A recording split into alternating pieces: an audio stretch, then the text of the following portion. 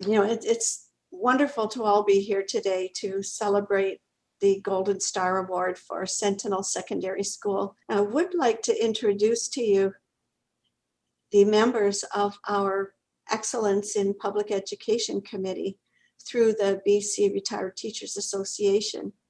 We have Grace Wilson. Grace is president of BCRTA, and she is joining us today from Nelson, where it's 36 degrees in the shade. Then we have Barb Michaluk. Barb is joining us from Vancouver, and she co-chairs the committee along with me. And she reminds me to record things when I forget to press the button. And then we have Cheryl Halstead, who's checking in with us from the Okanagan, where it's a cool 40 degrees right now. So Cheryl is, I hope, in a cool spot there. Well, thank you. I'm so glad to see each person here today. I'd love to know how you were able to pivot during the pandemic. Thank you. Seeing the news and everything, we saw how hard the senior homes were getting hit. And so we knew that if we're originally trying to help seniors, that's the main goal. We can't just stop because it's getting hard. And so we really tried to figure out a way that we could continue to work with seniors. And so the one that came to mind was the Craft Kits project. So essentially before the pandemic, we'd go into the senior homes and we would bring craft supplies and stuff like that for different holidays, and we'd make crafts together. And so we just thought, we could just do that, but without us being there. So then that's how the Craft Kit project came to be. So essentially we, in each craft kit, we would pack like all the materials for a certain craft, and then we type up a tutorial sheet with like a little handwritten note of like encouragement, like, oh, we hope you enjoy this craft, have a great day. And so we'd put each of those into a little kit, and so each senior would get one of those. And so that was kind of our way of doing the same thing as we did before, but just not having us physically be there, but handwritten note was kind of like a way of us still being there, in a sense, like our essence, I guess. And I understand it's 9 to 10 care homes. It's on a huge scale. No, it's the leadership that I was wondering about. Are you seeing a development of your young people as leaders who can collaborate and work together? I think for me personally, at the beginning, I was quite shy, quite nervous, and I wasn't really comfortable taking on leadership roles. So then starting out, I was able to gain a lot of experience with the help of Stephanie and Rosemary.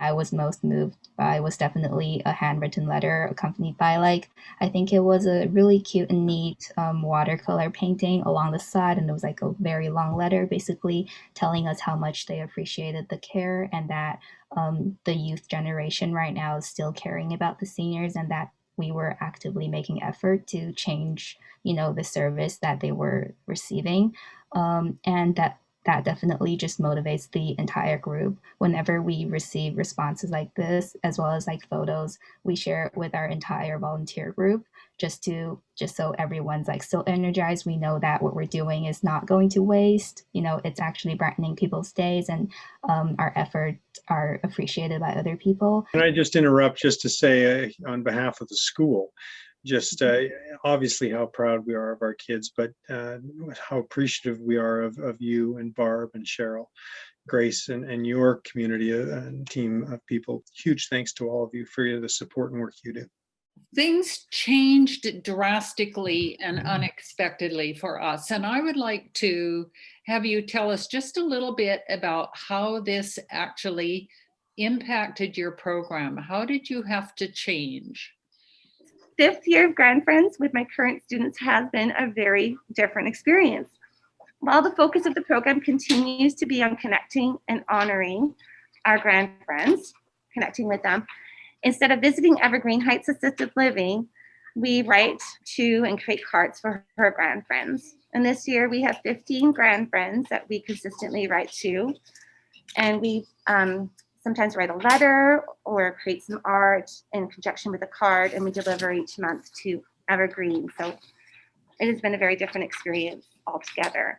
And while we've missed visiting our Grand Friends in person, we've enjoyed being able to connect with them through our cards, our letters, our artwork.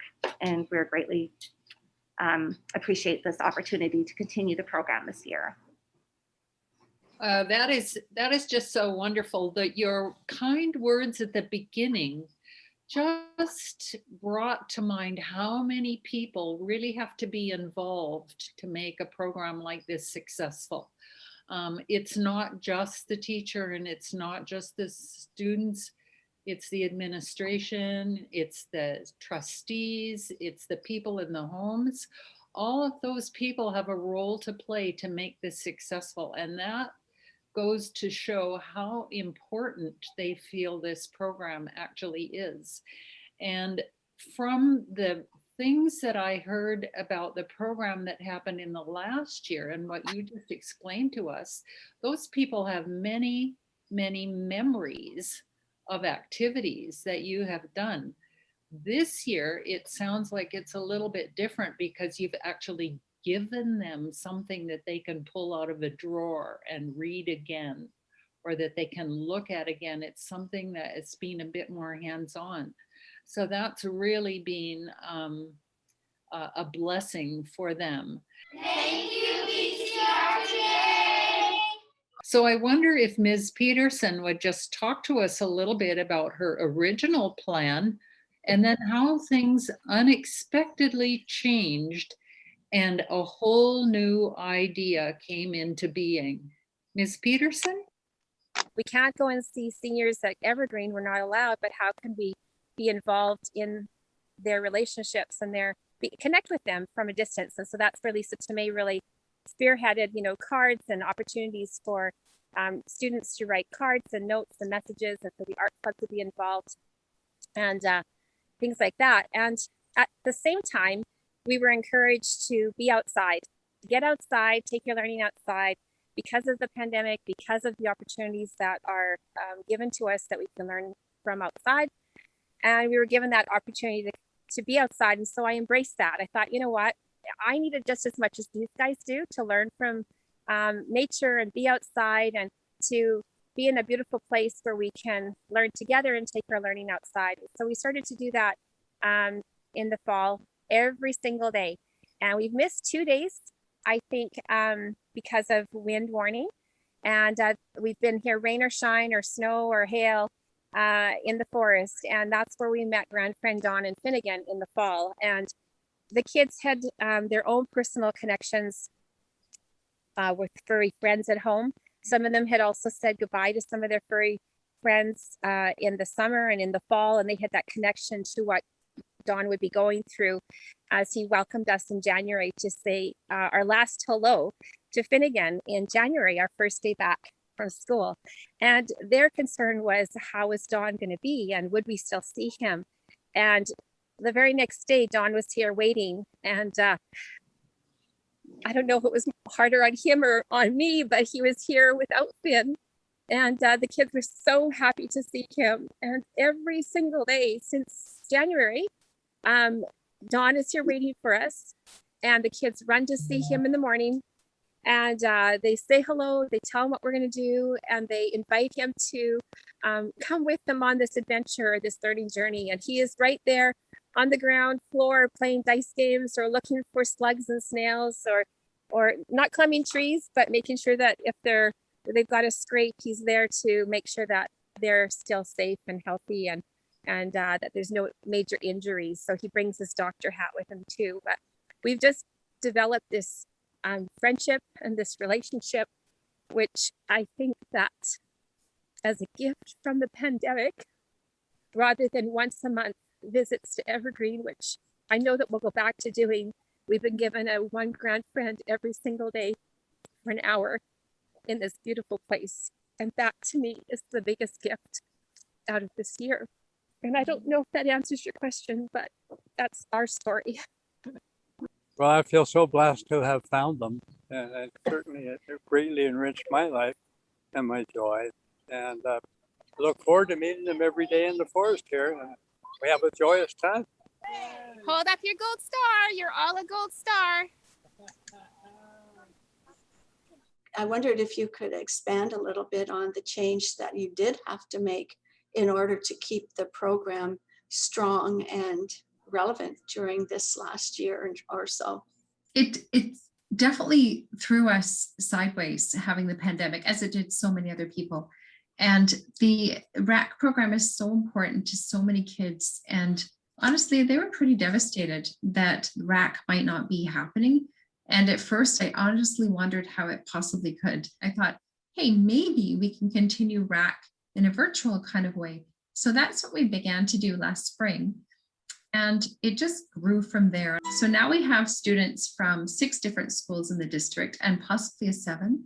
And it just keeps getting bigger. And so it's been so challenging to figure this all out. But now we're at a point where we think, wow, this has actually been a blessing in disguise.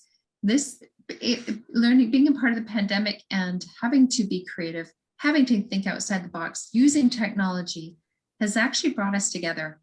So I see more collaboration than ever before. What this has taught us is about being resilient, being resourceful. It's built our skills in terms of technology. It's encouraged us to think outside of the box creatively. It's built our executive functioning skills. I feel like we're greater risk takers, we're better problem solvers. We are initiating things that I never thought that we would. I believe that our mental flexibility has improved. Certainly mine has, but I know that many of our students have. We're multitasking. And you know what, a neat thing, I was just looking at our spring. I'm not talking about RAC week, which is always busy, but just this last 7 weeks, we've actually, I counted 11 meetings that we've had, 11 meetings with outside groups and supporting and connecting. And we've never done that before. It was so nice to be able to involve as many seniors as you could. It was a difficult year this year, but you made the effort, and I congratulate you on all the work that you have done. I think you've done a superb job. I was very, very impressed with as was the rest of the members of the committee, and with all the things that you made the effort to do. So congratulations to Thetis Island Elementary, Jenny and Simone, and continue along in the good work. Thank you. What did the pandemic bring to the enrichment of your program? Like, how did it in some way benefit the kids? Susan Pen Pals, we had never done that before. Mhm. And I was thinking, and I was actually, after I sent you an email about something, Carolyn, it had to do with the program, and then or maybe the things that we bought for last year's. I can't remember. And I started thinking about what we can do in a pandemic.